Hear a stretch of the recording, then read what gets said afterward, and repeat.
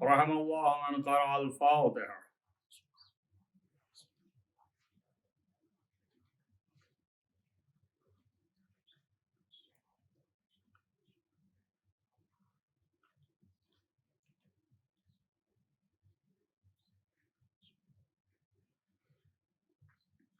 أعوذ بالله السميع العليم من الشيطان اللعين الرجيم.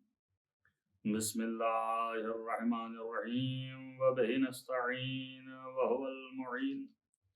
الحمد لله رب العالمين والعاقبة للمتقين والجنة للموحدين والنار للملحدين والمنكرين، والصلاة والسلام على سيد الأنبياء والمرسلين خاتم النبيين مولانا مولى الكونين جد الحسن والحسين أبي القاسم محمد، ولا سيما على ابن عمه ووزيره ووسيله وخليفته مطلوب كل غالب غالب كل غالب مولانا علي بن أبي طالب،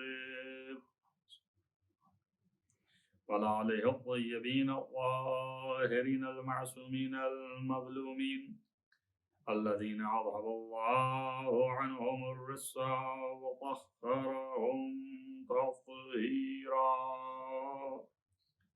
ولعنة الله على أعدائهم أجمعين من يومنا هذا إلى قيام يوم الدين. أما بعد، فقد قال الله سبحانه وتعالى في كتابه الحكيم: بسم الله الرحمن الرحيم. إنما وليكم الله ورسوله والذين آمنوا الذين يقيمون الصلاة ويؤتون الزكاة وهم راكعون. صلوات.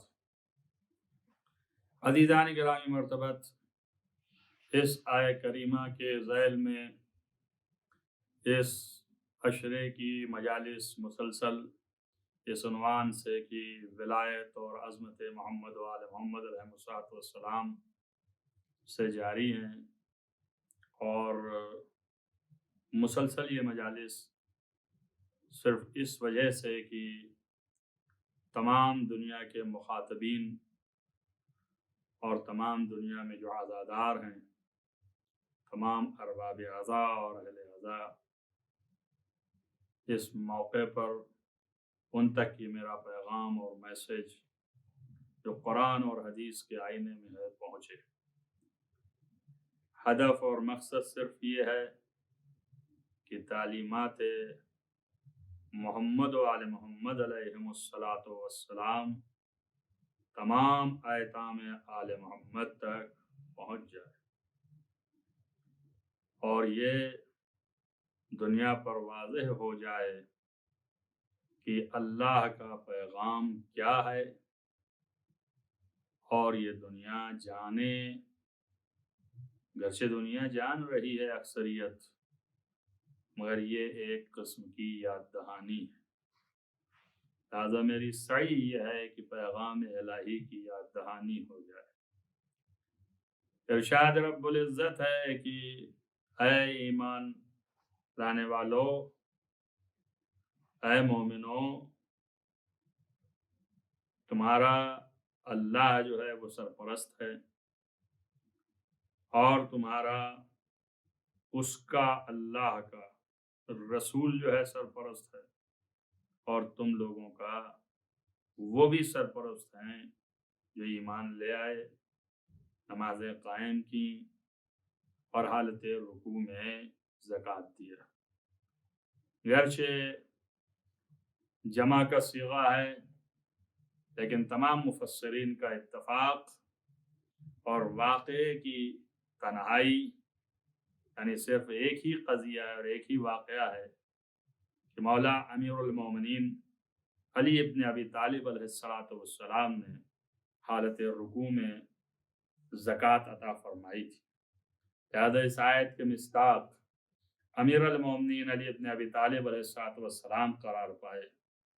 اور سیدھا سیدھا یہ ہوا کہ اللہ تمہارا سرپرست ہے اور حاکم ہے، اور اس کا رسول بھی سرپرست اور حاکم ہے، اور علی بھی سرپرست اور حاکم ہے.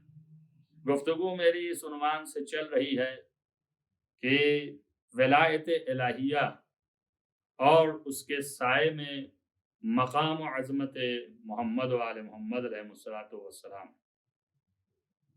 اس پہ یہی آیت کافی ہے اس سوال کے جواب کے لیے کہ مقام و مرتبت محمد و آل محمد علیہ السلام کیا ہے. تو سب سے بڑا مقام یہ ہے کہ اللہ تعالیٰ نے اپنی ولایت، جو اس کی خود کی ولایت ہے اور حکومت ہے، جو اس کی خود کا اقتدار ہے، جو اس کا ذاتی ہے اور اسی کا ہے فی نفسه، اس کو اس نے اپنے رسول ختمی مرتبت حضرت محمد مصطفیٰ صلی اللہ علیہ وآلہ وسلم اور ہمچنین ان کی اولادیں مولائے کائنات امیر المومنین علیہ السلام، جو ان کے چچا زاد بھائی اور جو کہ ان کے داماد، اور پھر اس کے بعد ان کی اولادیں 14 معصومین علیہ السلام کی آل محمد کے نام سے سب یاد کیے جاتے ہیں. حتیٰ محمد و آل محمد میں امیر المومنین علی ابن ابی طالب علیہ السلام بھی اور رسول اعظم بھی اپنے کو شمار کر لیتے ہیں.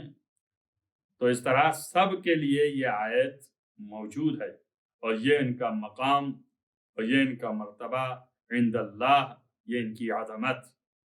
کیوں؟ اس لیے کہ اللہ نے جب اپنی قدرت و طاقت اور اپنی حکومت عطا فرمائی ان کو، یہ صاحب وجہ ہو گئے، صاحب چہرہ ہو گئے، صاحب وجہ ہو گئے، اور ان کے چہرے اللہ کے نزدیک روشن اور شناختہ ہو گئے. اسی لیے ہمیں کہا بھی گیا یا وجیہن عند اللہ، اے اللہ کے نزدیک روشن چہرے والو، تمہارے واسطے سے ہم اللہ کی بارگاہ میں دعائیں مانگتے ہیں، آپ خود اللہ سے شفاعت کر کے ہماری مشکلات کو حل فرما دیجیے. ظاہر ہے کہ یہ مقام ان کو عطا ہوا، اور یہ مقام ان کا مقام والا ہے. کیوں اللہ نے یہ کیا؟ بات دراصل یہ ہے کہ اللہ کو پوری کائنات خلق کرنی اور پوری کائنات کے خلق کے بعد اس کائنات کی تربیت کرنی. تربیت کبھی بھی اصول اور قاعدہ تربیت یہ ہے کہ کبھی بھی جو ہے وہ ماتحت مافوق کی تربیت نہیں کر سکتا، ادنا کبھی اعلیٰ کی تربیت نہیں کر سکتا ہے، پست کبھی اپنے سے بالا تر کی تربیت نہیں کر سکتا ہے. لیکن بالا تر اپنے پست کی تربیت کر سکتا ہے اور کرتا ہے، اور اعلیٰ اپنے ادنا کی تربیت کرتا ہے. جو بلند و برتر ہیں وہ اپنے کمتر کی تربیت کر کے ان کو بھی بلندی کی طرف لے آتے ہیں. اصول کا تقاضا یہ تھا. اس لیے اللہ نے جب پہلی مخلوق پیدا کی تو اس مخلوق کی تربیت خود فرمائی، اس لیے کہ وہ اعلیٰ تھا. یہ مخلوق اس کی نسبت سے ادنا ہے، گرچہ یہ اول مخلوق ہے، گرچہ یہ اول شاہکار خداوند متعال ہے. لہذا اللہ پر جب یہ تربیت فرض ہوئی تو اس نے خلق ہی اس طرح فرمایا ہے، اس نے بنایا ہی اس طرح ہے کہ اس کے اندر کمال کو سما دیا، اور یہ اس کی تکوینی تربیت ہو گئی. اس طرح سے کیوں؟ اس لیے کہ مخلوقات عامہ ادنا ہیں، مخلوقات عامہ پست ہیں، مخلوقات عامہ جو ہیں وہ ان کی کیفیت جو ہے وہ کمتر ہے، ناقص ہیں. ان کو اگر کمال کی طرف لے جانا ہے تو اللہ جو کامل محض ہے وہ خود آ کے ان کی تربیت کر نہیں سکتا، اور یہ ناقص ہیں، خود خدا تک جا نہیں سکتے. اس لیے لازم ہوا کہ کوئی بیچ کا ایسا ہو کہ ایک سرا ادھر بھی ہو اور ایک سرا ادھر بھی ہو. لہذا وہ نور محض تھا، اس نے اپنے عظمت نور سے ان کو خلق کیا، تو ان کا سرا نوری ادھر سے مل گیا، اور اس کے بعد ان بشر کو دیکھ کے ان کے اوپر چمڑا اور بشریت کا بشرا چڑھا دیا، لہذا یہ بشریت سے بھی ادھر متصل ہو گئے، ادھر والوں کے لیے نمونہ ادھر کا پیش کرتے ہیں، یہاں کی مشکلات وہاں تک لے جاتے ہیں۔ صلوات پڑھیں محمد وآل محمد۔ ظاہر ہے کہ یہ بلند و برتر جب اپنے پستر کی تربیت کریں گے، ظاہر ہے کہ میں نے عرض کر دیا کہ خدا نے ان کی تربیت کر دی، انہیں کمال بنا دیا۔ اب کمتر اور ناقص کی تربیت ضروری ہے، تو اس کے لیے یہ کمال بنے، تب اس کمال کا اظہار ہونا چاہیے۔ یا آپ یاد رکھیے کہ جب یہ کمال ان کو عطا کیا گیا، تب ان کو ہر چیز کا کمال ہے، انہیں علم بھی دیا جائے گا، حکمت بھی دی جائے گی، اخلاق بھی دیا جائے گا، زہد بھی دیا جائے گا، تقوی بھی دیا جائے گا، شجاعت بھی دی جائے گی۔ تو ہر ایک صفات جو بحد کمال تک ہیں، یعنی عین کمال ہیں، ان سب میں ڈھالنا ہے خدا کو، اور علم بغیر طہارت کے رکتا نہیں۔ اس لیے لازم ہے کہ انہیں پاک رکھا جائے، اور یہ چیزیں اگر نہ رہیں تو یہ نقص ہے، اور نقص رجس ہے، تو اب اس کو باکمال بنا کر کے رجس سے دور رکھا۔ اسی کو اعلان کرنا چاہا کہ اے محمد مصطفیٰ صلی اللہ علیہ وآلہ وسلم، آپ خود بھی اور آپ کے بعد جو کائنات کی تربیت کے سلسلے ہیں، ان سب کو آشنا کرا دیجئے۔ اس لیے حکم کے تحت ایک چادر آپ نے اوڑھ لی، اور چادر میں 5 کو جمع کر کے دنیا کو خبر دے دی کہ یہ وہ پاکیزہ ہیں کہ جن کو خدا نے مربی کائنات بنایا ہے۔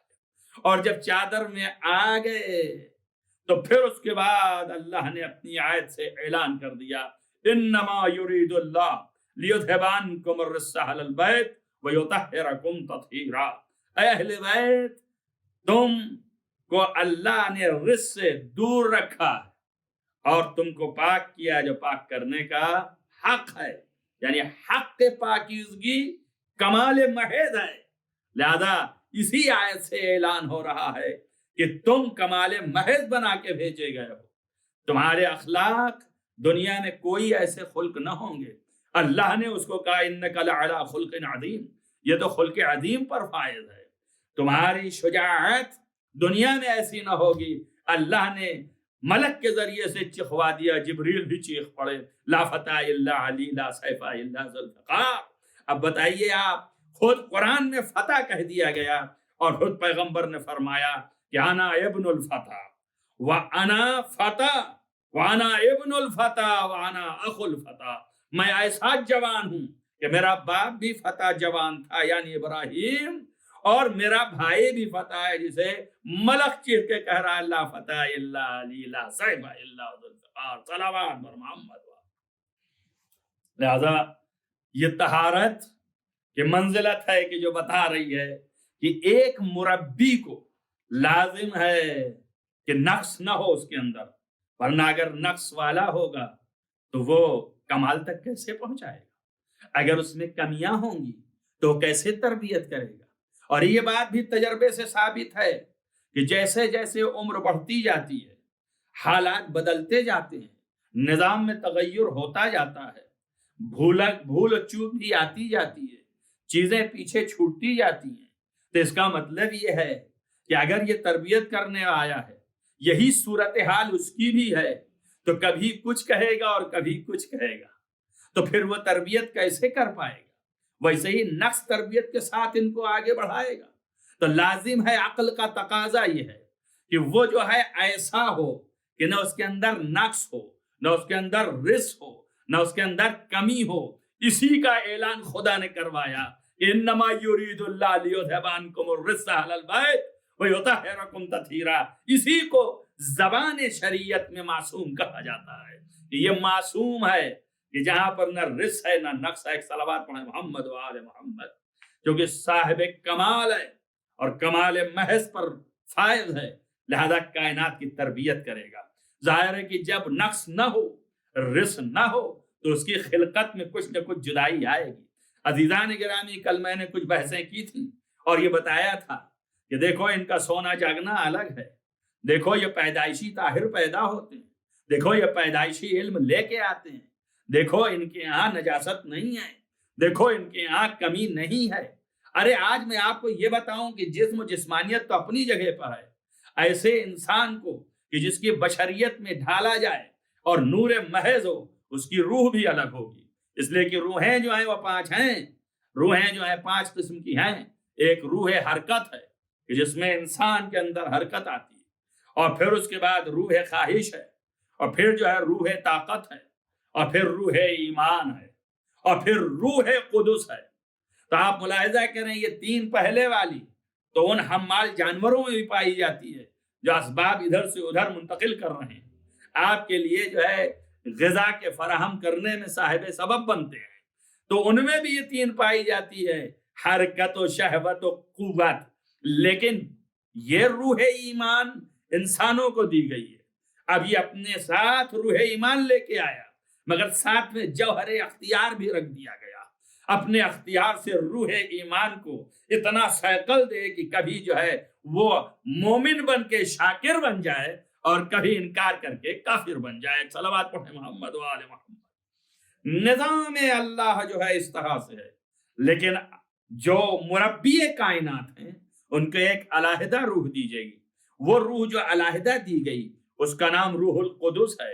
اسی کو قرآن نے اعلان کیا کہ یلقی الروح علی من یلقی الروح من امرہ علی من یشاء من عبادہ۔ یہ اللہ تعالیٰ ہے جو اپنے جس بندے کو چاہتا ہے اپنے امر سے اس کے اوپر روح کا القاء کرتا ہے۔ اس روح کو روح القدس کہتے ہیں۔ کیوں کرتا ہے؟ اس لیے کہ لینذر یوم الطلاق، تاکہ قیامت کے دن سے دنیا کی امت کو اور پبلک کو اور عامت الناس کو ڈرائے، یعنی ان کی تربیت کرے، یعنی وہ بھٹکیں تو خدا کی طرف لے جائے، یعنی وہ ادھر سے ادھر ہوں تو ان کو صحیح احکام الہی بتائے اور ان کو کر کے دکھائے کہ ایسے نہیں ایسے کیا جاتا ہے۔ تبھی تو نبی نے کہا ہے کہ صلو کما رأیتمونی، اپنے سے نماز مت پڑھو، ویسی نماز پڑھو جیسی میں نماز پڑھتا ہوں۔ معلوم یہ ہوا کہ اطاعت کے معنی کیا ہیں۔ اب سوال نہ کرنا کہ ہاں ہم تو علی کی اطاعت کر رہے ہیں، ہاں ہم تو رسول اللہ کی اطاعت کر رہے ہیں۔ اطاعت کے معنی ہے کہ جیسے وہ چلے ویسے چلو، اپنی چال نہ چلو۔ تمہیں اپنی چال سے روکا گیا ہے، اللہ اور رسول کی چال چلنے کو بتایا گیا ہے، تو اللہ اور رسول کی سیاست پر عمل کرو، اللہ اور رسول کے کردار جو ہیں وہ عمل کرو۔ آپ پوچھیں گے اللہ کو کیوں لگا دیا؟ ہم نے اس لیے لگا دیا کہ اللہ نے کہا ہے کہ جو رسول کا کردار ہے وہی میرا کردار ہے۔ کیوں؟ اس لیے کہ رسول کی تربیت اس نے کی ہے، خود رسول نے کہا ادبنی اللہ، اللہ نے میری تعدیب و تربیت فرمائی ہے۔ صلوات پڑھیں محمد و آل محمد۔ اللہ نے میری تعدیب و تربیت فرمائی اور میں تمہارے سامنے جس کی تربیت کر چکا ہوں اسے حوالے کرتا ہوں۔ اور کس طرح کہا کہ حوالے کرتا ہوں؟ میں نے علی کی تربیت کی ہے، اس طرح سے کہا کہ من کنت مولا فہذا علی مولا، میں جس کا مولا ہوں، یعنی جو میرا تابع و پیروکار ہے، جو میرا فرما بردار ہے، جو میرا اطاعت گزار ہے، اس سب کو چاہیے کہ علی کی اطاعت کرے۔ ایک صلوات پڑھیں محمد و آل محمد۔ بس عزیزان گرامی مرتبہ اس منزل تک پہنچی گفتگو کہ یہ وہ ذاتیں ہیں کہ جو نفس سے بری ہیں، یہ وہ ذاتیں ہیں کہ جو مربی کائنات ہیں، یہ وہ ذاتیں ہیں کہ جن کی عظمت اتنی بلند ہے کہ اللہ نے ان کو بتایا کہ پاکیزہ ہیں، اور یہ پیدا ہوتے ہیں تو عالم پیدا ہوتے ہیں، اور یہ خلق ہوتے ہیں طاہر خلق ہوتے ہیں، یہ نور کے مجسم ہیں۔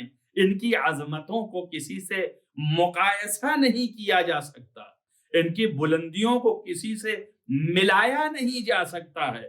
کوئی کائنات کی فرد ایسی نہیں ہے کہ جس سے ان کی بلندیوں کو ملا دیا جائے، جس سے ان کا مقایسہ کیا جائے، ناممکن ہے۔ یہ طاہر محض ہیں، حق طہارت جو تھا اللہ نے ادا کر دیا۔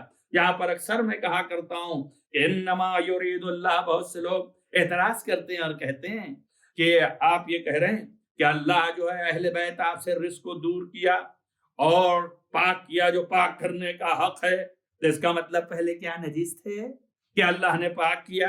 ارے بابا، اللہ جو کہہ رہا کیا، ماضی میں ثبات ہوتا ہے، مظاہرے میں تسلسل ہے۔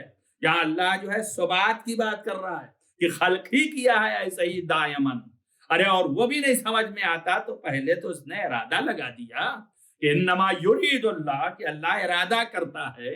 अभी आपसे बताया कि दुनिया के हालात बदलने से मुतगय्यर होती हैं चीजें, और जब तगय्युर होती हैं तो निजाम बदल जाता है। हमने सुबह इरादा किया घर से बाहर निकलने का, और जैसे ही निकले दफतन कोई आ गया, इरादा बदल गया। हालात के बदलने से इरादे में तगय्युर और तबद्दुल हुआ। अब हमारे इरादे बदलते हैं, लेकिन अगर अल्लाह का भी इरादा बदलने लगे तो महल्ले हवादिस है। और क्यों हमारा बदला? इसलिए कि जहालत थी। अगर हम जानते होते कि फला रहा है तो इरादा ही ना करते, लेकिन अल्लाह जो है वो इल्म महज है, वहां जहालत का जर्रा बराबर छूता नहीं है, वहां जहालत जा नहीं सकती है। तो जाहिर उसके यहाँ इरादे में तगय्युर नहीं है, इसीलिए कहते हैं उसका इरादा उसकी जात है। जब से वो है तब से इरादा है, और जब से इरादा है तब से इरादे में है कि अहले बैत जब आपको खल्क करेंगे तो ऐसा बनाएंगे कि ना आपके अंदर रिस आने पाएगा और ना आप नाकिस और गैर ताहिर पैदा होंगे, बल्कि आपको तहारत कामिल बना के बनाएंगे। सलावत पढ़े मोहम्मद वाले मोहम्मद। तो ये अजमतें और ये मकाम और ये बुलंदी जो अल्लाह ने अता फरमाई है तहारत की, जाहिर है कि अगर ये कदम ताहिर ना होते तो कभी ये कदम पुश्त पे ना जाते। पुश्त पे जाना इस बात की दलील है पुश्ते नबूवत पर, ये कदम अली का पहुंचना इस बात की दलील है कि ये ताहिर कदम है। क्योंकि तुम्हें तो पता है ना, लिखा हुआ है कि देखिए जब मौलाए कायनात चौथे दौर में खिलाफत में आए और आप जो है मिंबर पर चढ़े तो मिंबर के 4 जीने थे। पहले जीने पे कदम रखा, चूंकि पैगंबर के बाद जो पहला जीना था, पैगंबर के बाद यानी पैगंबर अर्शे पे बैठा करते थे। उसके बाद जो जीना है वो पहली खिलाफत बैठी। उसके बाद जब दूसरी आई तो उसके एहतराम में उसने छोड़ के दूसरे जीने पे बैठी। जब तीसरी खिलाफत आई तो तीसरे जीने पे बैठी। 3 जीने और 1 अर्शा तो 4 ही थे। अब जब मौला खलीफा वक्त हुए तो सबको हैरत थी कि अब तो कोई 5वां जीना नहीं है कि बैठे। ये है जहनियत उनकी जो नाकिस थे, वो ऐसे ही नाकिसों में अली का तवाजुन तौल रहे थे, लिहाजा वो 5वां जीना ढूंढ रहे थे। और अली ने पहले पे कदम रखा, दूसरे पे कदम रखा, तीसरे पे कदम रख के अर्शे पे बैठ गए। पहले को भी रौंदा, दूसरे को भी रौंदा, तीसरे पे भी कदम रखा, चौथे पे जाके बैठे अर्शे पे। क्यों? इसलिए कि जहां रसूल बैठते थे वहीं अली बैठे। जो मकाम रसूल का था वही मकाम अली का है। इसी को नायब जानशीन कहते हैं, इसी को खलीफा कहते हैं। सलावत पढ़ें मोहम्मद वाले। देखिए जब बैठ गए तो किसी एक ने बड़े गौर से देखने के बाद आंखें अपनी और मुंह चढ़ाते हुए कहा, या अली ये मकाम रसूल है, आप यहाँ बैठ गए। मौला ने दांत पीसते हुए कहा कि वहक तेरा नाश हो जाए, ये तो मकाम रसूल है। अरे जब रसूल के कंधों पर ये कदम जा चुके हैं तो मकाम रसूल क्या है? लकड़ी के मिंबर की बात करता है तू। सलावत पढ़े मोहम्मद वाले मोहम्मद। बस मालूम ये हुआ कि ये मकाम उनका है जो मकाम पैगंबर का है। क्यों? इसलिए कि पैगंबर ने फरमाया जहां हम वहां ये अव्वलुना मोहम्मद, आखिरुना मोहम्मद, औसतुना मोहम्मद व कुल्लुना मोहम्मद, या सब मोहम्मद हैं। पैदा हुए अली तो आगोश पैगंबर में थे, पैदा हुए अली तो आगोश पैगंबर में थे। थोड़ा और बड़े हुए तो फिर दोष पैगंबर में थे, और बुलंद हुए तो हाथों पे उठा करके फरमाया मन कुंतो मौला फहादा अली मौला। अब इससे ज्यादा बुलंदी क्या होगी? ये तो ना बुलंद कर दिया, खुद छिप गए और अली सामने आ गए। दुनिया को बता दिया कि अगर मैं न दिखूं तो अली ही को देखना, कहीं और तरफ जो है निगाह न करना। और मन फारक अली फाकद फारकनी, जो अली से मुफारकत कर गया, जर्रा बराबर मुंह मोड़ा, गोया मुझसे मुंह मोड़ लिया, मुझे नहीं देख रहा है। ये मकाम अज़मत जो है आपने वहां पर अता फरमाई। अब आप तवज्जो रखें, ये वो मकाम था कि जो आपने खुद भी इस्तेदलाल कर दिया उस मिंबर पे बैठ के। मैंने नहीं चाहा कि कोई और दलील पेश करूं, मैंने सिर्फ अली के ज़बानी पेश किया कि उसको जवाब दिया कि ये कदम वहां गए हैं जो पैगंबर का कांधा है, और इसके दोनों के दरमियान पैगंबर के शाने पर कदम थे। तो दोनों के दरमियान क्या है? ला इलाहा इल्लल्लाह मुहम्मदुन रसूलुल्लाह। मुलाहिजा कीजिए, जब ये बात आती है तो लोगों के मुंह चढ़ने लगते हैं। अरे ये क्या कह रहे हैं, कदम वहां चले गए जहां पर मोहरे नबूवत थी। ये कैसे मुमकिन है? लिखा भी है ला इलाहा इल्लल्लाह मुहम्मदुर रसूलुल्लाह। अब क्या करोगे? इसे खुदा जाने। भाई मोहम्मद सल्लल्लाहु अलैहि वसल्लम को चाहिए था कि न सवार करते, क्यों सवार कर लिया? अब बड़ी बड़ी तावीलें होने लगी, इसलिए सवार कर लिया कि चूंकि रसूल अल्लाह जो है वो अगर अली पे बैठे भी थे तो वो बैठ गए थे, तो अली जो है वजन नहीं उठा सके। वजन रसालत इतना था कि वो वजन न उठा सके, और शबे हिजरत को इसा अपने ऊपर लाद के लेके घर चले गए, दादा वो उठा सके। इस बहाने में ये आए हैं बताने हमको। हम कहेंगे ये कोई बड़ी फजीलत नहीं है कि या रसूल अल्लाह का वजन उठा लेना और अली ना उठा सके। हमें कैसे मुमकिन है कि जो दरे खैबर को उखाड़ के हवा पे मुअल्लक रहे वो रसूल का वजन न उठा सके? कौन सा वजन? कि जिसे खच्चर उठा ले, जिसे ऊंट उठा ले, जिसे घोड़ा उठा ले, तो वो वजन अली ना उठा सके। भाई अक्ल में आने वाली बातें करो, ऐसे न करो। इसलिए नहीं अली को अपने कंधे पे सवार किया, इसलिए सवार किया कि रिफ़अते मकाम अली, अली के मकाम की बुलंदी जाहिर हो जाए कायनात के ऊपर। दादा कदम आप करके आपके जो आपके दोष पर थे और वहां कंधा था। यहां पर मैं ठहर की ये बात बताऊंगा। किसी एक ने सवाल कर दिया, हैदराबाद में खतीब आजम खिताबत कर रहे थे, यानी कि मलकुन्नातिकीन सिब्त हसन साहब क़िबला, और वहां का नवाब बोल पड़ा कि जरा संभल के बोलिए, जहां पर ला इलाहा इल्लल्लाह मुहम्मदुर रसूलुल्लाह लिखा है वहां पर कदम मत कहिए आप। उन्होंने कहा दोनों किस्म के दरमियान लिखा था और शाने पे कदम थे।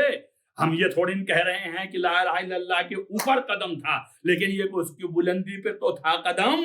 तो उन्होंने कहा कि फिर कैसे मुमकिन हो सकता है? उन्होंने कहा कोई मुश्किल नहीं है नवाब साहब, बड़ा आसान है इसका समझना। इस तरीके से समझा जा सकता है कि आपको तो मालूम है, मैं आपसे सवाल करूं? उन्होंने कहा जी हाँ सवाल करें। उन्होंने कहा बताइए, ये 30 पारे रखे हैं, अगर कोई कहे कि ये अलग अलग जो रखे हैं 30 पारे कुरान के, इनको समेट के रख दीजिए, तो कैसे रखेंगे आप? एक कुरान के पारे के ऊपर दूसरा रखेंगे कि नहीं रखेंगे? दूसरे पे तीसरा रखेंगे कि नहीं रखेंगे? अब ये रखना क्या बुरा है? कुरान के ऊपर कुरान अगर हमल हो जाए तो क्या प्रॉब्लम है? तो यही मसला तो यहाँ है। रसालत के ऊपर इमामत, ये विलायत कुल्लिया है जिसे अल्लाह ने दोनों को बराबर से अता फरमाया है। सलावत पढ़े मोहम्मद वाले मोहम्मद। जाहिर है कि आप इससे अंदाजा लगाएं कि ये अजमत है। और ये भी सुन लें, बहुत से लोगों ने खुद लिखा है, शाह मुहद्दिस दहलवी ने अपनी किताब में इस बात को लिखा है उन्होंने, और 2 जगहों पर लिखा उन्होंने, और ये फरमाया है कि जो आप उस पर कदम रख के खड़े हुए, तो एक मरतबा पैगंबर ने कहा कि बुत तोड़ो, बुत तोड़ रहे थे तो पैगंबर ने फरमाया कि या अली आप कितने बुलंद हैं? आपने फरमाया या रसूल अल्लाह अगर चाहूं तो अर्श छू लूं। ये फजीलत है, तवज्जो करें आप। हैं काबे में, छत के नीचे हैं, पर कह रहे मैं इतना बुलंद हूं कि चाहूं तो अर्श छू लूं। यानी छत जो है अब इनके सामने लगी नहीं है, तभी तो अर्श को छू लेंगे। अब जाहिर की भी एक फजीलत है, लेकिन मैं खैर उस मकाम पर नहीं हूं इस वक्त कि बताऊं कि इससे बड़ी फजीलत है, मगर इतना जरूर बता सकता हूं और समझा सकता हूं कि शाह साहब ने लिखा कि पैगंबर ने कहा कि खुशा बहाल अली आपको मुबारक हो कि आप जो है कारे हक में मशगूल हैं और मैं बारे हक उठाए हुआ हूं। तवज्जो करे दुनिया, अभी तक तो यही हदीस सुनते रहे कि अल हक मा अली व अली माल हक, हक अली के साथ है और अली हक के साथ हैं। ये साथ का मतलब तो जानते हैं ना आप। जब हम आपसे कहेंगे आप मेरे साथ हैं तो इसका मतलब मैं आगे हूं आप पीछे हैं, लेकिन जब मैं कहूं मैं आपके साथ हूं तो मानी है कि आप हैं आगे मैं पीछे हूं। यहाँ पैगंबर ने यह भी बांध के बता दिया, इस तरह भी समझ लो हक अली के सामने है, हक अली के सामने और अली हक के सामने, दोनों तरफ से। यानी इधर है अली सामने, पीछे हक है, और उधर भी कहा कि अली के सामने हक है, पीछे अली है। दुनिया को बताया कि आगे भी हक है, पीछे भी हक है। जिसके चारों तरफ हक हो वहां बातिल आ ही नहीं सकता है। यही इस्मत है और कुछ भी नहीं है। सलवात पढ़े मोहम्मद वाले मोहम्मद। पासादीदान गिरामी, वहां पर शाह मुहद्दिस दहलवी ने लिखा कि पैगंबर ने फरमाया कि आप कारे हक में मशगूल हैं, हम बारे हक उठाए हैं। तो आज पैगंबर ने काबे में अली को हक कह दिया कि नहीं कह दिया? तवज्जो करें मेरी बात पर। एक बात बहुत अहम कह के जाना है आगे, और वो ये है कि दुनिया अभी तक समझ नहीं पाई है کہ کیا معنی ہے اس کے. یہ آگے بات کہنا چاہتا ہوں کہ علی کا مرتبہ مقام کتنا بلند ہے تو دنیا سمجھے کہ یہ حق ہیں. اب قرآن کہتا ہے لو اتبع الحق علی اہوائہم، اگر حق جو ہے ان لوگوں کی دنیا کے ان کی خواہشات کی پیروی کر لے، لا فسادت السماوات والارض، تو تمام آسمان اور زمین ٹوٹ کے بکھر جائیں. معلوم ہوا حق کسی غیر کی ذرہ برابر بیعت نہیں کر سکتا. اب قیامت تک نہ سوچنا کہ علی نے کسی کی بیعت کر لی ہوگی. پیغمبر نے کعبے میں بتا دیا یہ حق ہیں، اللہ نے قرآن میں بتا دیا حق کسی دنیا کے لوگ میں سے کسی کی پیروی نہیں کر سکتا. اور بیعت کے معنی ہے پیروی کرنے کے. شاید یہی وجہ ہے کہ میرے حسین نے کہا کہ مجھ جیسا تجھ جیسے کی بیعت نہیں کر سکتا. ایک صلوات پڑھیں محمد علیہ وسلم. یہ ہے کہ دنیا جان لے کہ علی نے کسی کی بیعت نہیں کی. یہ میں نے دلیل دیا ہے اور دیکھ لیں آپ، ہے بھی یہی. اگر بیعت کر لیں تو پیروی کرنی پڑے گی. کیا بھول گئے کہ جب تیسرا دور آیا اور آپ کو خلافت ملنے لگی تو کہا گیا کہ آپ جو ہے وہ پہلی خلافت اور دوسری خلافت کی سیرت پر، قرآن اور رسول کی سیرت کے علاوہ ان دونوں پر بھی آپ جو ہے عمل کریں گے. آج بھی شرح ابن ابی الحدید میں لکھا ہوا ہے، جس کا دل چاہے دیکھ لے جا کر کے، اہل سنت کے عظیم عالم ہے کہ مولا کائنات نے فرمایا کہ اگر یہ دونوں سیرتیں کتاب و سنت کے مطابق ہیں تو پھر کسی کو حق ہی نہیں ہے کہ وہ مجھ سے ان سیرتوں پہ چلنے کا مطالبہ کرے. کیوں؟ اس لیے کہ یہ دونوں کتاب و سنت کے مطابق ہیں تو حق نہیں پوچھنے کا، اور اگر نہیں ہے تو بھی حق نہیں ہے کہنے کا. اس لیے کہ کتاب اور سنت پیغمبر پر عمل ہوگا. آج کس زبان سے کہتے اگر بیعت کیے رہتے تو کہتے دنیا والے کھڑے ہو کے جب حکومت دے رہے تھے کہ کل تو تم نے بیعت کر لی تھی، آج کیوں نہیں اعتراف کر رہے ہو؟ صلوات پڑھیں محمد و آل محمد. بس یہ مقام علی ابن ابی طالب ہے جس کی وجہ سے آپ نے خطبہ دیا تھا، جو ابھی بتایا. ممبر پر گئے تو خطبہ آپ نے فرمایا تھا الحمدللہ الذی الان رجع الحق الى اہلہ. اور جب آپ نے فرمایا کہ ساری تعریف اس خدا کی اور پھر بات تفصیلی ہے جو ہے حمد و درود کے بعد یہ حق آج لوٹ گیا، تو وہاں پر عجیب و غریب سید رضی اعلی اللہ مقامہ نے نہج البلاغہ میں امیر المومنین کی زبانی سنیے، میری زبانی نہیں، کہ مقام آل محمد کیا ہے، عظمت آل محمد کیا ہے. اب عظمت و مقام آل محمد یہ ہے کہ کائنات میں کوئی نہیں ہے جو ان کے مقابل ہو، کوئی نہیں ہے جو ان کے مماثل ہو، کوئی نہیں ہے جو ان کے برابر ہو. نہج البلاغہ میں ارشاد فرماتے ہیں لا یقاسو بمحمد لا یقاسو بآل محمد، کوئی آل محمد کے مقابلے میں قیاس نہیں کیا جا سکتا ہے. من هذه الامت احدن، کوئی بھی شک، احدن کوئی بھی شک، لا یقاسو قیاس نہیں کیا جا سکتا بآل محمد صلی اللہ علیہ وسلم، ان کے برابر کوئی سمجھا نہیں جا سکتا. آل محمد کے برابر، توجہ کرو، جب آل محمد کے برابر نہیں ہو سکتا کوئی تو محمد کے برابر کیسے ہو جائے گا؟ تو پھر کیا کہہ رہے ہو کہ محمد بڑے بھائی ہیں؟ صلوات پڑھیں محمد و آل محمد. کوئی نہیں ہو سکتا ہے. اور پھر اس کے بعد آپ نے فرمایا ولا یسوی، اور بہم، ان سے کسی کا مساوات اور برابری کا درجہ نہیں دیا جا سکتا. من جرت نعمتہم علیہ ابدا، مولا فرما رہے ہیں کہ کوئی بھی شخص کائنات کا ایسا نہیں ہے کہ جس کے اوپر ان آل محمد کی نعمت کا فیضان جاری ہے، اس کا ان سے مقایسہ ہو سکے اور ان کی برابری دی جائے اسے.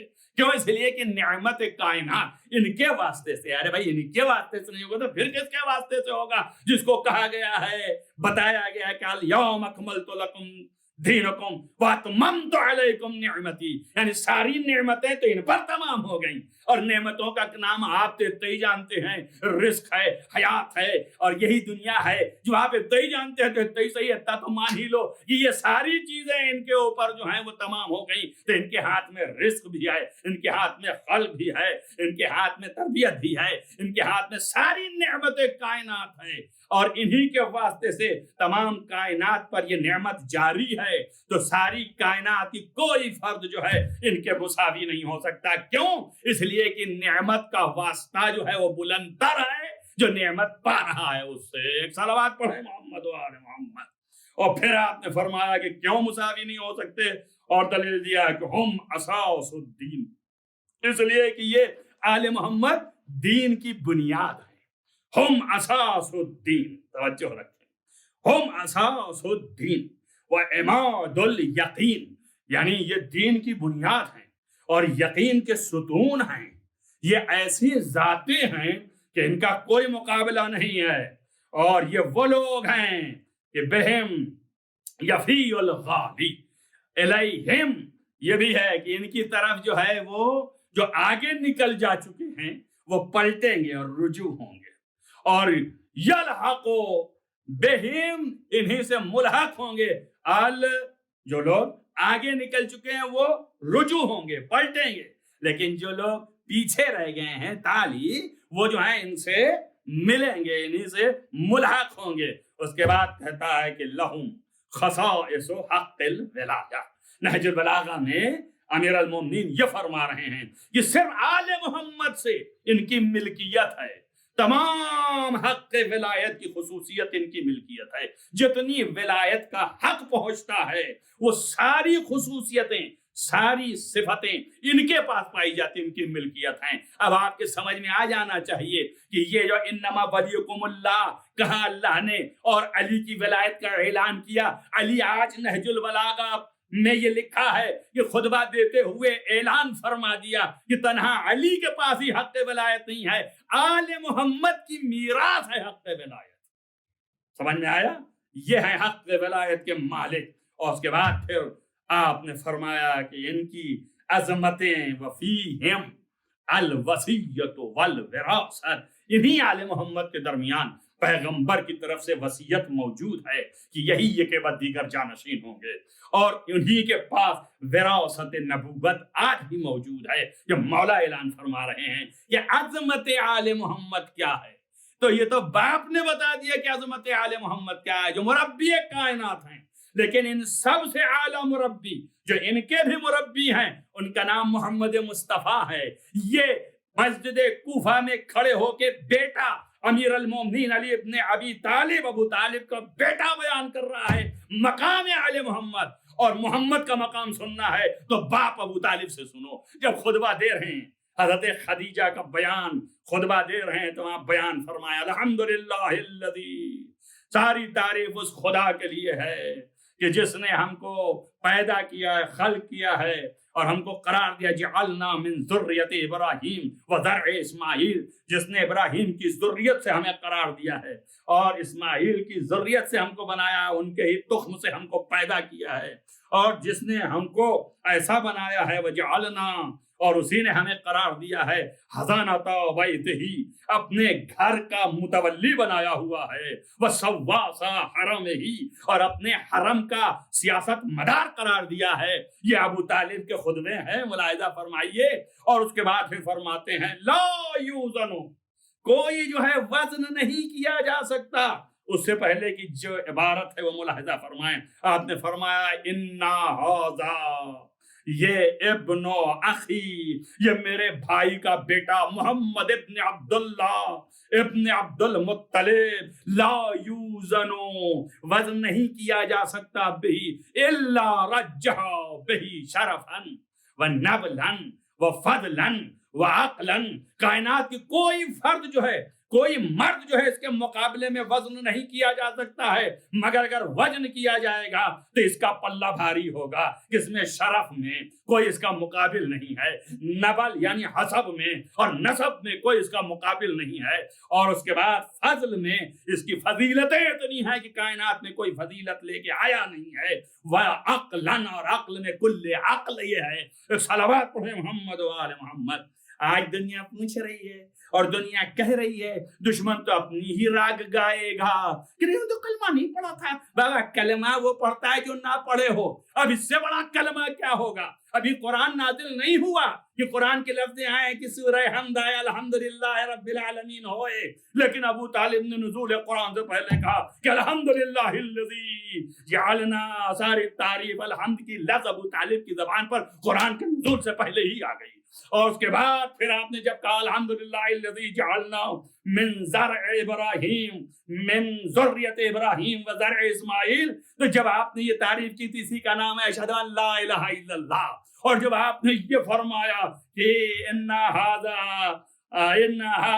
ابن اخی، یعنی محمد ابن عبداللہ لا یوزنو، کسی سے بھی وزن نہیں کیا جا سکتا ہے، تو یہ ہے اشہد ان محمد رسول اللہ. اور اس کے بعد اعلان نبوت بھی فرما دیا. آپ نے کہا واللہ ان ھذا لہو نبع عظیم، خدا کی قسم اس کے لیے بہت بڑی خبر ہے، وہ خطر جسیم، اور اس کا مقام بہت بلند ہے. تو گویا بتا ہی رہے ہیں کہ میں تنہا یہ سمجھ لینا کہ ایمان لے آیا ہوں ان کی نبوت پر، بلکہ ان کی نبوت کی بشارت بھی دے رہا ہوں. صلوات پر محمد و آل محمد. یہ ہے مقام محمد کا، وہ ہے مقام آل محمد کا. کیا عظمتیں ہیں. اللہ نے اسی کو سمیٹ کے کہہ دیا کہ اب تمہاری ایک ایک عظمت و صفت کہاں تک بیان کروں گا کہ تم صاحب اقتدار ہو، تم صاحب علم ہو، تم صاحب فضیلت ہو، تم صاحب مقام ہو. بلکہ میں ایک لفظ میں کہتا ہوں کہ جو ولایت میرے پاس ہے وہی ولایت کے تم مالک ہو. صلوات پر محمد و آل محمد.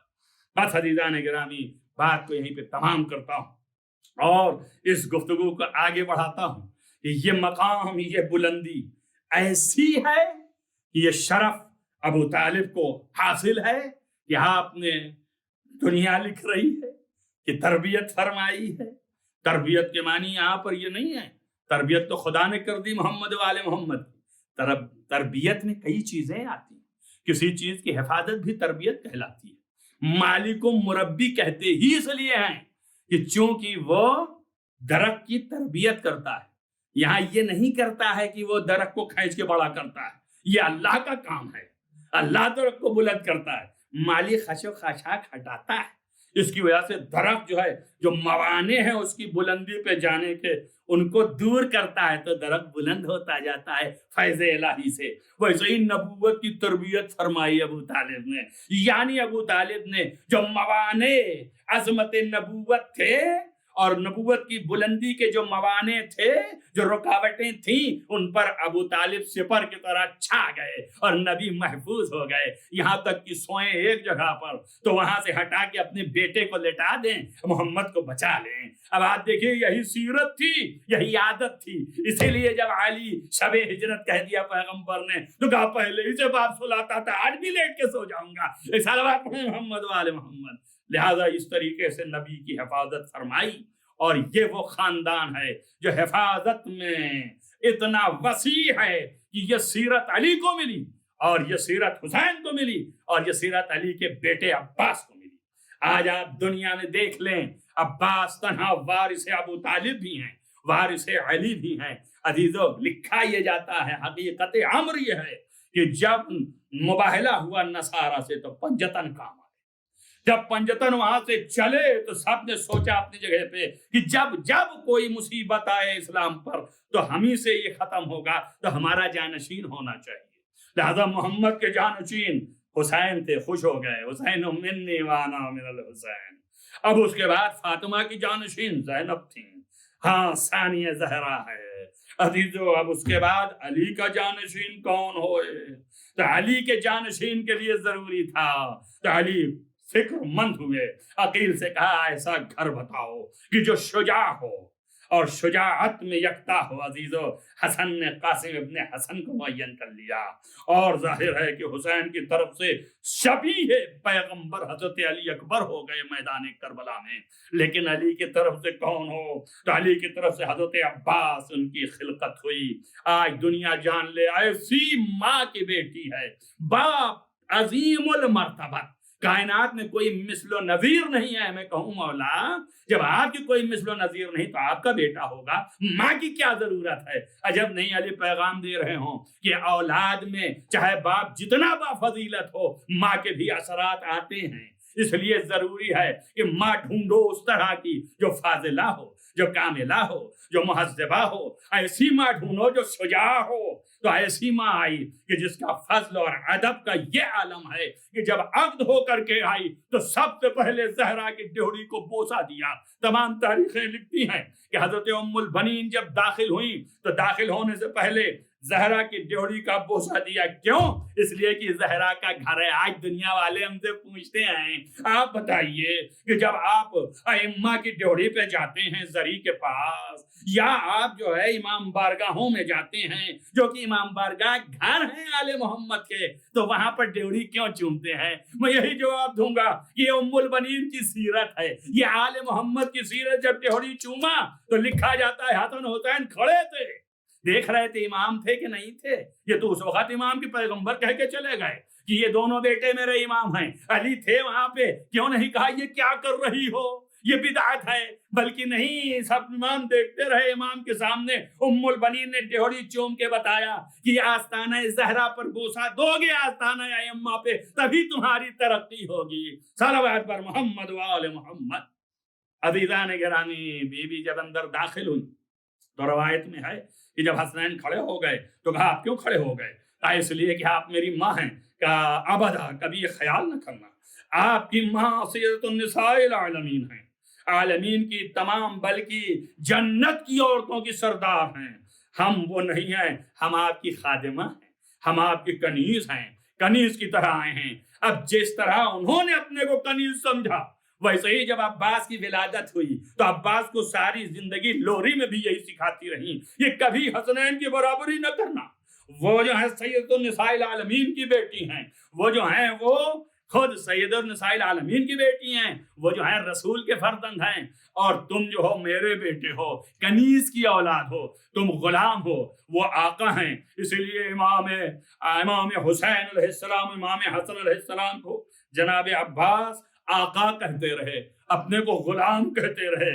عزیزان گرامی، یہ غلامی اس طرح سے تھی کہ یہی محبت اتنا بٹھال تھی کہ حسین ابن علی نے اتنا مانا کہ اپنا کمر تصور کیا، اور جب شہادت کی خبر ہوئی تو کمر پہ ہاتھ رکھا کہ اعلان انکسر ظہری جزاکم ربکم خیر الجزا. عزیزو، یہ وہ ہے مقام حضرت عباس. لکھا ہے تاریخوں میں، بڑی بلندیاں ہیں. میں کس طرح سے بیان کروں اور کس طرح سے سمجھاؤں اور کس طرح سے لے جاؤں. ان کی ماں جب روتی تھی تو لکھا ہے تاریخوں میں اور مقاتل میں، اہل مقاتل نے، کہ جا کے جنت البقیع میں روتی تھی. کیوں جنت البقیع میں جا کے روتی تھی؟ شاید بی بی زہرا کی تاثیر کیا تھا کہ بعد از پیغمبر بی بی زہرا جنت البقیع کے پاس جاتی تھی. ایک جگہ ہے جو بیت الحزن کے نام سے بعد میں تعمیر ہوئی، وہاں پہ ایک درخت تھا، اس کے نیچے بیٹھتی تھی اور اپنے باپ پہ گریا کرتی تھی. حسن حسین کا ہاتھ پکڑ کے لے کے جاتی تھی اور وہاں پہ بیٹھ کے اپنے باپ کو یاد کر کے روتی تھی. اسی تاثیر میں حسین کی شہادت کے بعد ام البنین سلام اللہ علیہا جنت البقیع میں جاتی تھی، اور کہا جاتا ہے کہ ایک قبر الگ بناتی تھی اور 4 قبر ان سے بناتی تھی، اور اس کے بعد کہتی تھی جعفر میں تمہارے لیے نہ روؤں گی، عباس میں تمہارے لیے نہ روؤں گی، میں تو حسین کے لیے روؤں گی کہ جس کی ماں دنیا میں نہیں ہے. اور اس کے بعد آپ کی مرثیے میں تھا لوگوں مجھے ام البنین نہ کہنا، اس لیے کہ میرے سارے بیٹے کربلا میں شہید ہو گئے، اب میں تنہا بچی. عزیزوں، مرثیہ پڑھتے پڑھتے لکھا جاتا ہے کہ مدینے کا سب سے شقیق القلب انسان جو ہے وہ مروان ابن حکم تھا. وہ جب ادھر سے گزرتا تھا تو اپنے سر سے امامہ پھینک دیتا تھا. جب یہ بات سنتا تھا کہ بی بی کہتی ہیں اے لوگوں مجھے یہ بتاؤ انصاف سے، میں نے سنا ہے کہ میرے لال کے بازو قطع ہو گئے ہیں، تو یہ بتاؤ جو فارس اور گھڑ سوار گھوڑے سے زمین پر آتا تھا تو اپنے ہاتھ ٹیکتا تھا، ارے میرا لال کس طریقے سے آیا ہوگا. میں کہوں گا بی بی غم نہ کیجیے، جب گھوڑے سے زمین پہ آئے ہوں گے سیدہ نے اپنا دامن اٹھا دیا ہوگا، بچھا دیا ہوگا. جزاکم ربکم خیر الجزا. بس عزیزان گرامی، میں یہ بتا رہا ہوں کہ آقا حسین علیہ السلام کو سب سے بڑا غم اس وقت پہنچتا ہے کہ جب جناب عباس، جن کی کیفیت یہ ہے کہ جن کی وجہ سے زینب کو ناز ہے، حسین کو ناز ہے، سپہ سالار ایسا ہے کہ آپ نے اپنی فوج کا علمدار قرار دیا تھا، اور بی بی زینب کو یہ ناز تھا کہ جب تک عباس ہے میری رضا پہ کوئی ہاتھ نہ لگائے گا۔ عزیزو لکھا ہے کہ جب سب شہید ہونے لگے یک بدیگر، جناب عباس دیکھتے رہے، ایک دن سر جھکا دیا، ایک وقت پہ آگے کہا مولا سب چلے گئے، اب کوئی باقی نہ بچا سوائے آپ کے اور یہ شبیہ پیغمبر کے، مولا اب ہمیں بھی اجازت دیجئے۔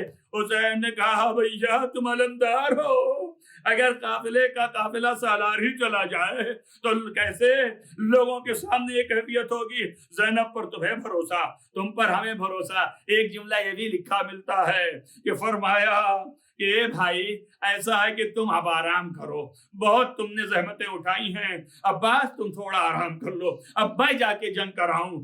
آپ نے فرمایا مولا یہ کیسے ہو سکتا ہے، میری موجودگی میں آپ نہیں جا سکتے ہیں۔ بس گفتگو ہو ہی رہی تھی کہ اسی درمیان سکینہ باہر آ گئی، بچوں کو لے کر کے آواز دیا اعلیٰ تاش اعلیٰ تاش، آئے ہمیں پیاس مارے ڈال رہی ہے۔ عزیزو لکھا ہے کہ جب اعلیٰ تش کی آواز بلند ہوئی اور سکینہ قریب آ گئی تو حسین نے کہا ہے میرے بھائی جاتے تو لیکن جنگ کی اجازت تو نہیں ہے، مگر سکینہ کے پانی کا انتظام کر دو۔ سکینہ نے اپنا مشک بڑھایا، عباس نے مشک کو لیا، علم میں لگایا اور لگا کے پکارتے ہوئے چلے یہ کون ہے جو روک سکتا ہے، دیکھ لو میں سکینہ کے پانی کے لیے جاتا ہوں۔ عزیزو آپ بڑی شان سے چلے، 4000 کی فوج، بعد نے لکھا ہے 10,000 کی فوج کائی کی طرف پھٹ گئی اور آپ پہنچ گئے میدان سے دھوتے ہوئے نہر فرات تک، اور جا کے گھوڑے کو پانی میں ڈال دیا، اور اس کے بعد ایک مرتبہ آپ نے گھوڑے کی طرف دیکھا عزیزوں، اور پھر اس کے بعد مشق کو آپ نے جیسے ہی پانی میں بھگویا تو وقت لگی سوکھی مشق، اس میں آپ کے ہاتھ کو نمی آ گئی، آپ نے چلو میں پانی لیا، خیمے کی طرف دیکھا اور پانی کو پھینک دیا۔ ہاں عزیزوں پینے کے لیے نہیں لیا تھا اس لیے کہ باپ نے وصیت بھی کی تھی، بلکہ اس لیے لیا تھا کہ دنیا دیکھ لے پانی ہاتھ میں ہے، لیکن پھر عباس سے اپنے ہاتھ کو اتنا زیادہ آپ نے اتنا زیادہ خشک کیا کہ کہیں نمی ہاتھ میں نہ آنے پائے۔ عزیزوں مشق کو لے کے اوپر آئے، گھوڑے پہ سوار ہونے سے پہلے گھوڑے سے کہے پورے سے بابا تو بھی پانی پی لے اس لیے کہ تو بہت پیاسا ہے، جب سے میں پیاسا تب سے تو پیاسا۔ گھوڑے نے 3 دفعہ آپ نے فرمایا، ایک مرتبہ سر اٹھایا، اپنی بے زبانی سے پانی کی طرف دیکھا، پھر خیمے کی طرف دیکھا، بول رہا ہوگا آقا میں کیسے پانی پی لوں، ارے سکینہ پیاسی ہے۔ جزاکم ربکم خیر الجزا۔ یہ پانی کے مشق کو لے کے عباس علمدار چلے اور آپ پکارتے ہوئے رجس پڑھتے ہوئے اور آپ بار بار اپنا یہ کہتے تھے بار الہ یہ مشق خیمے تک پہنچا دے۔ عزیزو ایک کمی گاہ میں چھپا ہوا ایک ظالم تھا، اس نے ایک وار کیا، آپ کا داہنا ہاتھ قطع ہو گیا، آپ نے مشق کو اور اپنے علم کو بائیں ہاتھ میں سنبھالا۔ عزیزو اس کے بعد کسی ظالم نے بایاں ہاتھ کو قلم کیا، وہاں بعد نے سینے سے مشق کو لگا لیا اور گھوڑے کو اپنی ران سے آپ جہاں مہمیز کرتے جائیں اور سر اٹھا کے اوپر دے کے کہے یا اللہ یہ مشق سکینہ پانی پہنچ جائے، لیکن عزیز ایک ظالم نے ایک تیر ایسا مارا کہ یہ تیر مشق پہ بھی لگا اور عباس کے سینے کو چھیدتا ہوا نکل گیا، مشق کا پانی گرا، عباس کا کلیجہ ٹوٹا اور آپ گھوڑے پہ اپنے سر کو رکھ دیے ہیں، آواز دیے مارے الہ اب سکینہ کو کیا منہ دکھائیں۔ عزیزو اپنے ران سے گھوڑے کے رخ کو موڑ دیا۔ عزیزو جب موڑ رہے تھے تو ظالموں نے گھیرے میں لے لیا، کسی نے تلوار مارا، کسی نے تیر مارا۔ عزیزو لکھا یہ ملتا ہے کہ اسی درمیان ایک ظالم ایسا تھا جس کا نام حسین بن طفیل تھا، یا طفیل بن حسین، اس نے کہا عباس آپ کو اپنے ہاتھ پر بڑا ناز تھا، اے عباس اب کیا کرو گے؟ اس نے گرج عباس کے سر پر مارا، آپ کا سر نیب ہو گیا، گھوڑے پہ ڈگمگائے، آواز دیا علیکم منی السلام یا آقا، اے میرے آقا دوڑیے مدد کو۔ حسین نے علم کو جھکتے دیکھا، کمر پہ ہاتھ رکھا، کلان انکسر ظہری، جزاکم ربکم خیر الجزا۔ عزیزوں لکھا ہے کہ امام حسین بڑی طاقت اور تیز کے ساتھ حمید ابن مسلم کہتا ہے کہ آپ بڑی تیزی سے جا رہے تھے، لیکن جاتے جاتے ایک مرتبہ ایک جگہ ٹھہر گئے اور دیکھا کہ کوئی چیز اٹھایا ہے، اٹھا کے اپنی رضا میں چھپا رہے ہیں۔ میں نے پوچھا مولا آپ یہ بتائیے کہ کیا چیز، کوئی قیمتی چیز پا گئے؟ میں نے دیکھا کہ دوسری دفعہ جھکے ہیں اور پھر اس کے بعد اٹھا کے چھپایا۔ تو جب میں آگے بڑھ کے پوچھا کیا کوئی قیمتی چیز ہے تو حسین نے میری طرف دیکھا اور روتے ہوئے فرمایا شیخ انصاف نے کیا، یہ میرے بھائی کے کٹے ہاتھ ہیں۔ عزیزوں لے کے پہنچے، عباس کی آنکھیں بند تھی، کیوں؟ اس لیے کہ آپ کی آنکھوں میں تیر لگے تھے پیوستے، ایک آنکھ میں 3 تھی، ایک آنکھ میں 4 تھی۔ وہ پوچھا میرے بھائی کوئی وصیت کا مولا؟ بھئی یہ ہے کہ آنکھوں سے تیر نکال دے۔ عزیزوں بڑی مشکل سے عباس کی آنکھوں سے تیر نکالا۔ حسین نے ہاتھ کانپتے ہوئے دستے ادب جوڑ کے کہوں مولا یہ تو تیر ہے، ارے ابھی جوان کے سینے سے برچھی نکالنا۔ جزاکم ربکم خیر الجزا۔ عزیزو آپ نے تیر صاف کیا اور آنکھ جب صاف ہوئی تو آپ نے جمال حسین کا مشاہدہ کیا اور اس کے بعد آپ نے کہا اب انشاءاللہ حشر میں ملاقات ہوگی، انا للہ و انا الیہ راجعون کہہ رہے تھے کہ اسی درمیان حسین کے ہاتھ آپ کے پشت پہ لگے، اندازہ کیا کہ نیچے سے ہاتھ لگ رہا ہے۔ پوچھا آقا کیا ارادے ہیں؟ کہا عباس تمہیں لے جاؤں گا خیمے۔ کہا آپ کو آپ کے ماں کی قسم ہے، آپ کو حق کی قسم ہے، آپ مجھے نہ لے جائیے گا۔ عزیزوں بڑی باتیں ہیں لیکن کیوں نہ لے جائیے گا؟ اس لیے کہ حسین 57 برس کے ہیں اور عباس 34 سال کے جوان ہیں، ان لہیم شہیم ہیں، ان کو حسین کیسے اٹھائیں گے؟ فرمایا اے آقا آپ نہ لے جائیے گا، آپ کو آپ کے ماں کی قسم ہے، اس لیے کہ مجھے سکینہ سے حیا آتی ہے۔ عزیز حسین علم لے لیے، خالص علم لے کے خیمے میں پہنچے، بی بی دوڑی سکینہ میرا چچا آیا ہے۔ ارے عزیز جیسے ہی دیکھا کہا بابا علم تو آ گیا، چچا کہاں؟ کہا بیٹا چچا نہر فرات پہ آرام کر رہے۔ عزیز اگر عباس نہیں آئے تو کیا سکینہ نہ آئیں گی؟ ارے عزیزو آئیں گی، مگر کا جب خیمے میں آگ لگ جائے گی تو بھتیجی کے جب آگ لگے گی دامن میں تو پکارتی ہوئی آواز دیتی ہوئی جائے گی اے چچا، ارے دوڑو چچا آگ لگی ہے۔ شمر نے گوچوارے اتار لیے، ارے شمر نے تماچے مارے، اماں اور صبح اماں کے سر سے چادر چھنی، اے چچا عباس کی میت تڑپ گئی۔ ارے کوئی نہیں مصیبت میں کام آنے والا، اگر اللہ طاقت دے تو ابھی عباس اٹھ کھڑے سے عالم الذین ظلموا ان ينقلبوا منقلبون اللهم انی اسألک بحق فاطمة وعبیها وبالها وبنيها وسر المستودع فيها ان تصلي على محمد وآل محمد۔ بار اللہ تجھے واسطہ ہے محمد وآل محمد کے معبود، گناہان کبیرہ و صغیرہ عفو فرما، نیک اعمال کی توفیق عنایت فرما۔ بار اللہ جہاں جہاں بھی محبان آل محمد ان کو حفظ و امان میں رکھ، روضہ مقدس کی حفاظت فرما۔ معبود تجھے واسطہ ہے محمد و آل محمد کا اس عبادت کو قبول فرما، عزاداری کو قائم و دائم رکھ۔ بار الہ تجھے واسطہ ہے محمد و آل محمد کے تمام علماء اعلام کا سایہ ہمارے سروں پر محفوظ رکھ۔ بار الہ ہمارے مولا اور آقا امام زمان کو ظہور جلد افضل فرما، ان کے اصحاب و انصار میں شمار فرما۔ اللہم تقبل من الدعاء بحق محمد و آلہ الطاہرین ماتم حسین۔